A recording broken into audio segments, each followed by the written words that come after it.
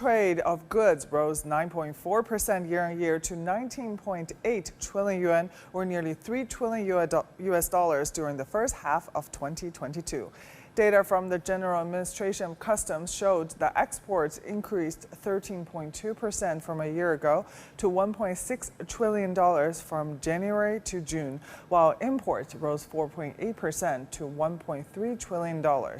Customs officials said China saw a rebound in foreign trade since May as COVID-related production and logistics bottlenecks cleared up.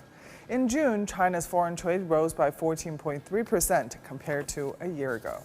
Those numbers reflect that China has a stable, steady growth that's partly thanks to the encouraging recovery and speedy recovery from the area in and around Shanghai that's roiled by the pandemic earlier this year. Let's take a listen.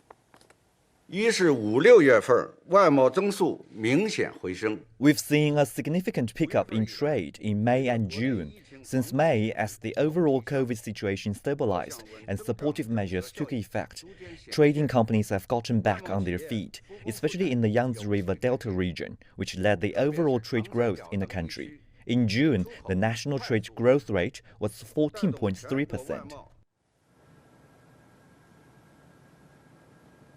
And Michelle, that Yangtze River Delta region, its growth rate actually turned out growing faster than the national average in the first half of this year. And the area actually accounts for over or some 40% of the overall growth nationally. Now, the customs official also said today the country has what it takes for the growth to continue throughout the year, citing, for one, a comparatively stable international demand situation despite the crisis in Ukraine and the pandemic. And on the domestic front, he also cites demand from domestic production has huge potential.